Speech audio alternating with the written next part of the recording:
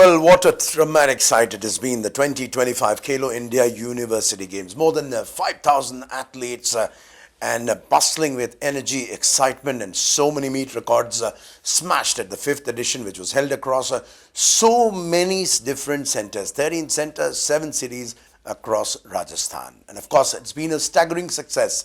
And to talk more about Khelo India and the fact that India today is looking at empowerment of women through sports building and nation building, I have with me the Honorable Union Minister of State for Youth Affairs and Sports, Srimati Raksha Nikhil Khatse. Ma'am नमस्कार, welcome to the show. पहली बात तो ये सफ़र कैसा रहा? खेलो India 2025 हम लोग ने तो बहुत मज़े लिए। I am sure you are very busy, but जितना बहुत आपने देखा कैसा लगा है? मुझे लगता है कि इस बार राजस्थान में ये खेलो इंडिया यूनिवर्सिटी गेम को होस्ट किया गया, वही एक बड़ी बात है। Because always Rajasthan is very famous for tourism और एक कल्चर के लिए फेमस है, और सब एथलीट्स के लिए भी एक काफ़ी बड़ा एक्साइटमेंट था कि राजस्थान में 7 अलग अलग सिटीज़ में ये गेम्स होने गेम हुए यहाँ पे, और काफ़ी अच्छा एक्साइटमेंट बच्चों का या एथलीट्स का रहा। नियर अबाउट 5,000 एथलीट्स ने इसमें पार्टिसिपेट किया। और सबसे बड़ी बात ये रही कि इस बार मेल फीमेल मतलब दोनों का पार्टिसिपेशन सेम रहा, नियर अबाउट सेम रहा।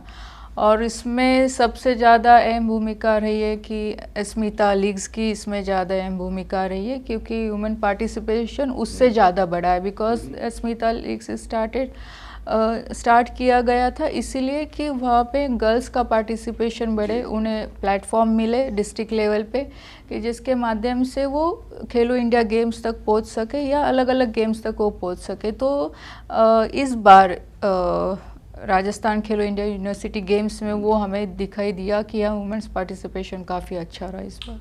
मैम एक बात बताइए, जब ऐसा एक्सपोजर होता, अस्मिता पे हम चर्चा करेंगे, लंबा चर्चा, लेकिन पहले खेलो India university games youth school level, ऐसा मौका जब यंग एथलीट्स को मिलता है, तो क्या लगता है ये एक्सपोजर कितना इंपॉर्टेंट होता है, not just for athletes but also for the athletes to look that the country is helping us becoming sports person बनने में देश मदद कर रहा है एथलीट्स को।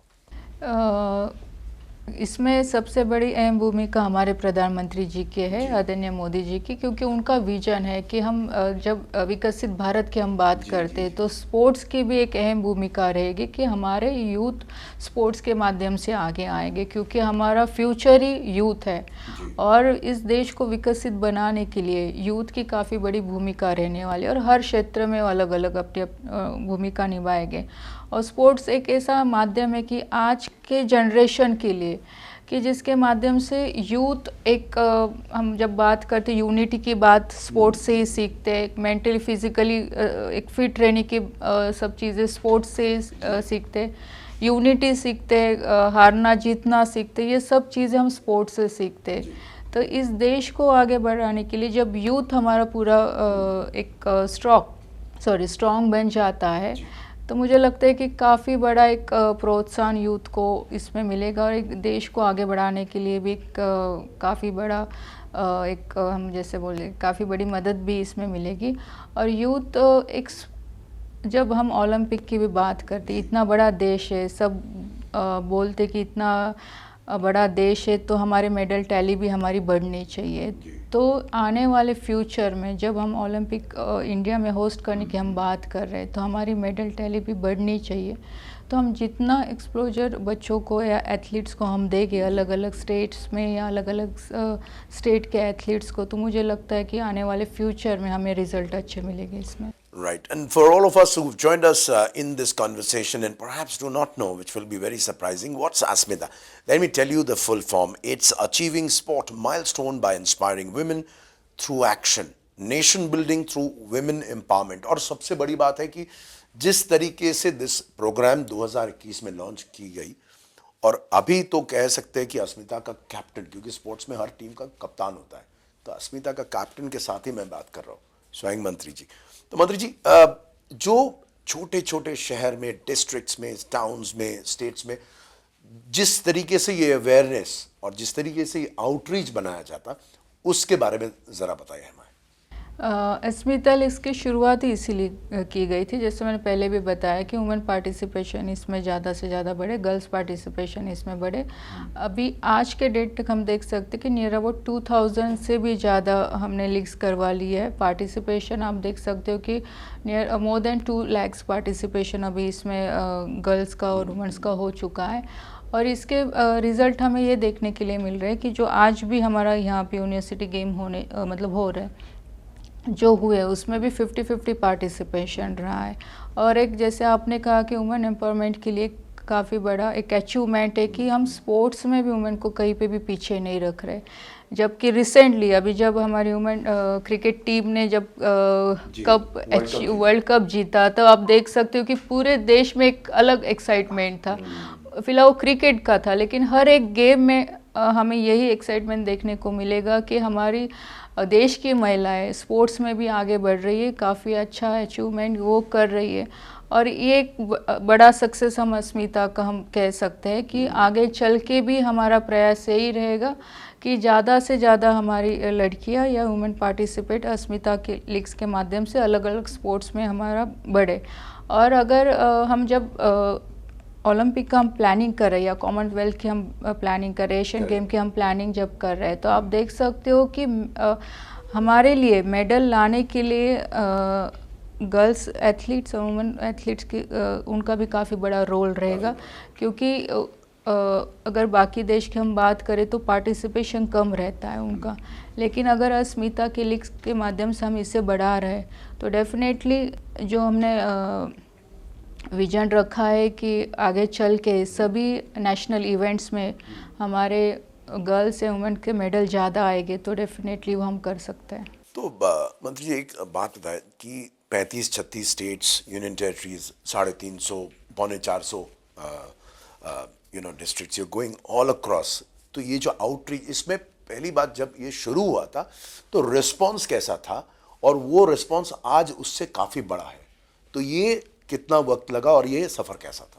ये देखो, अस्मिता लीग्स एक बेसिक है कि एक प्लेटफॉर्म वहाँ पे दिया जाता है कि आप पहले आओ खेलो, एक प्रयास तो आप कर सकते हो। तो तब जब कोई भी टाउन की लड़कियाँ या डिस्ट्रिक्ट तहसील की लड़कियाँ जब वहाँ पे आके खेलती हैं, वुमेन पार्टिसिपेट करती है, तो उन्हें एक कॉन्फिडेंस बिल्ड होता है कि हम भी खेल सकते हैं। क्योंकि सब ने अपने अपने स्कूल्स में, कॉलेजेस में बचपन में खेला रहता है, पर उसके बाद मतलब अलग अलग रीज़न से गेम छूट जाते हैं। लेकिन अस्मिता एक ऐसा प्लेटफॉर्म है, वहाँ पे आके उन्हें एक होप्स क्रिएट होते हैं कि हम खेल सकते हैं, हाँ मैं भी कर सकती हूँ, तो वो धीरे धीरे फिर बढ़ते जाता है। और इसकी शुरुआत जब हुई थी, पार्टिसिपेशन ऑफ कोर्स अवेयरनेस होने में टाइम लगता है, लेकिन आज हम देख सकते हैं कि हर डिस्ट्रिक्ट की आज डिमांड है कि आप ज़्यादा से ज़्यादा अस्मिता की लीग्स यहाँ पे करो। और हम भी प्रयास कर रहे हैं गवर्नमेंट की तरफ से कि हर गेम के अस्मिता लीग्स हर डिस्ट्रिक्ट में होने चाहिए। इसके लिए हम प्रयास कर रहे हैं कि जिसके माध्यम से ज़्यादा पार्टिसिपेशन और बढ़ सकेगा। एब्सोल्युटली। और जिस तरीके से पहले एक बहुत बड़ा क्लीशे टर्म हुआ करता था, सब कहते थे कि फ्रॉम कश्मीर टू कन्याकुमारी, तो अभी हम थोड़ा उसको बदल के बोलेंगे from Nilgiris to north east. तो देश के हर कोने में और फार फ्लंग एरियाज से हमें पता चला, ऐसे बहुत सारे एग्जाम्पल्स हैं, ऐसे फीमेल स्पोर्ट्स पर्सन्स जो उभर के आ रहे हैं आसपास। नॉर्थ ईस्ट से काफ़ी बच्चे ऊपर आ गए फुटबॉल में, रग्बी में। तो ऐसा चीज़ देख के as the captain of the ship आपको कितना प्रोत्साहन मिलता कि काम तो हम कर रहे हैं लेकिन रिजल्ट्स आ रहे, और इस रिजल्ट्स का असर कि ऐसे एग्जाम्पल्स आ रहे जो सिर्फ नॉर्थ ईस्ट नहीं, पूरा देश के लिए एक स्टैंडर्ड एग्जाम्पल सेट कर सकते हैं। नहीं, मुझे बहुत अच्छा लगता है। अभी जब हमारे विंटर गेम अभी चल रहे थे, तब मैं कश्मीर गई थी, तब कश्मीर की लड़कियों ने मुझे बोला कि मैडम हमें काफ़ी अच्छा प्लेटफॉर्म अस्मिता लीग्स के माध्यम से मिल रहा है और आज हम यहाँ तक पहुँचे, हम कर सकते हैं, हमें एक प्लेटफॉर्म की ज़रूरत थी और अस्मिता लीग्स के माध्यम से हमें मिला है। वैसे अगर केरल भी मैं गई थी, वहाँ पे भी काफ़ी बच्चों ने मुझे यही कहा कि एक अच्छा प्लेटफॉर्म अस्मिता लीग्स के माध्यम से मिल रहा है। तो मुझे लगता है कि जैसे आपने कहा कि देश में से हर कोने से, हर गांव से आज बच्चियां पार्टिसिपेट कर रहे हैं, कि वो हमारे लिए काफ़ी बड़ी बात है कि आज जो प्रोग्राम जिस मकसद से हमने शुरुआत किया था उससे आज अचीव होते हुए हमें दिखाई दे रहा है। और यहाँ पे एक सवाल जो बनता है, not just as a journalist but ऐसे आम आदमी की तरफ से सवाल कि हमारे देश का कप्तान नरेंद्र मोदी जी कभी भी कोई अच्छे काम जब भी करते हैं, कभी ये नहीं कहते कि काम पूरा हो गया। वो काम पे रहते, फोकस रहते, पूरा टीम लगातार रहता। तो उस हिसाब से जब आप ये 3-4 साल आप देख रहे हो अस्मिता, आप लीड कर रहे हो, काम आगे और भी बहुत करना है, लेकिन कितना चैलेंजिंग है। चैलेंजिंग है, कोई भी चीज़ इतनी इजी नहीं रहती, लेकिन हमें विजन रख के ही आगे काम करना पड़ता है, क्योंकि आप जैसे जैसे आगे बढ़ते जाते हो वैसे वैसे चैलेंज भी अलग अलग आपके सामने आते रहते हैं, बट उसके बावजूद भी हमें काम करना है। और मुझे पूरा विश्वास है कि जिस विजन के साथ हम काम कर रहे हैं, और जो विजन है हमारा कि देश में स्पोर्ट्स कल्चर बने और उसमें ज़्यादा से ज़्यादा गर्ल्स और महिलाओं का पार्टिसिपेशन उसमें बढ़े, और उसके साथ ही कि हम हर घर तक स्पोर्ट्स को पहुंचा सके, क्योंकि स्पोर्ट्स जैसे मैंने पहले कहा कि सिर्फ एक मेडल जीतना, इसीलिए स्पोर्ट्स को हमें नहीं अचीव करना है, स्पोर्ट्स हमें नहीं खेलना है। स्पोर्ट्स एक हमें कम्युनिटी के साथ जोड़ता है, स्पोर्ट्स हमें फिट रखता है, कई सारी चीज़ें स्पोर्ट्स के साथ रिलेटेड। और उसके अलावा भी मैं कह सकती हूँ कि आज हम देख सकते हैं कि टेक्नोलॉजी का ज़माना तो है, सब अपने अपने मोबाइल पे बिज़ी रहता है, लेकिन स्पोर्ट्स एक ऐसा है कि चलो आपको मैदान में खेलने का एक मौका वहाँ पे दिया जाता है, सबके साथ जोड़ने का मौका एक मिलता है, सबके आइडिया शेयर करने का मौका मिलता है।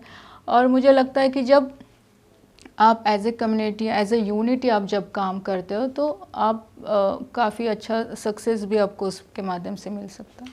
चलिए, बहुत बहुत शुक्रिया हमसे बात करने के लिए। लेकिन चलते चलते हमारे दर्शकों को बता दें कि खेलो India university games, it's seen participation from athletes who've come out through your very special Asmita outreach programs.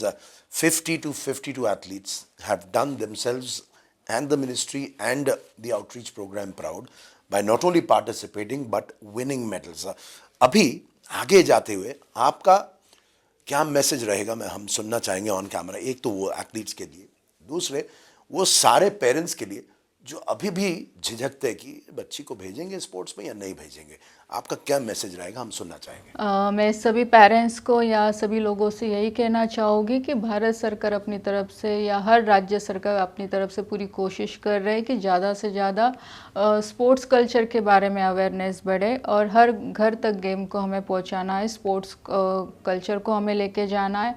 और आगे आने वाला फ्यूचर स्पोर्ट्स का ही है, क्योंकि हम देख सकते हैं कि पहले एक ज़माना था कि मोबाइल का ज़माना था, टेक्नोलॉजी का ज़माना था, लेकिन आज उसके साथ ही स्पोर्ट्स का भी ज़माना अभी एक दौर शुरू हो चुका है, क्योंकि वो सबके लिए ज़रूरी है आज। क्योंकि ये इस जनरेशन में जैसे मैंने पहले भी बताया कि sports is the best option for your health, your mental health, your physical health, और एक ग्रुप के लिए काम करने के लिए, क्योंकि स्पोर्ट्स आगे चल के एक नया फ्यूचर है सबके लिए। क्योंकि आप देख सकते हो कि स्पोर्ट्स में अभी काफ़ी एक अपॉर्चुनिटीज़ बढ़ रही है, उसमें जॉब अपॉर्चुनिटीज़ काफ़ी बढ़ रही है, करियर अपॉर्चुनिटीज़ काफ़ी बढ़ रही है, क्योंकि आज के लिए ये ज़रूरी है। जब हम बात करते युवाओं की हम बात करते हैं, युवा आज डिस्टर्ब हो रहा है, डिप्रेशन की तरफ जा रहा है, एंजाइटी की तरफ जा रहा है, तो एक स्पोर्ट्स एक ऐसा माध्यम है कि जहां हम यूथ को वहां पे लाके इस सब चीज़ों से हम बचा सकते हैं। तो मैं सभी पेरेंट्स से, सभी लोगों से, सभी यूनिवर्सिटी से, सभी स्कूल से यही विनती करूँगी कि आप अपनी तरफ से पूरी कोशिश कीजिए कि हर बच्चा ग्राउंड पे आए, खेले, भले दिन में 1 घंटा क्यों ना, लेकिन वो खेले और खुद को फिट रखे। Beautiful message there. And in conclusion, must say that Rome was not built in a day. It's tiny baby steps you do when you build an empire. And the way Indian sport is reimagining itself, it's through these superb outreach schemes like Asmita and the Khelo India movement, and which is being championed by leaders like our Prime Minister himself, Shri Narendra Modi ji, and of course he's got a very, very able captain here in Raksha Khatse ji. So here's wishing you all the best, और यही उम्मीद के साथ हम आज अलविदा कहेंगे कि let's hope India also gets to become the sporting superpower which we've always dreamt about since childhood. Maybe that day is not very far. Thank you very much for speaking to us. Thank you.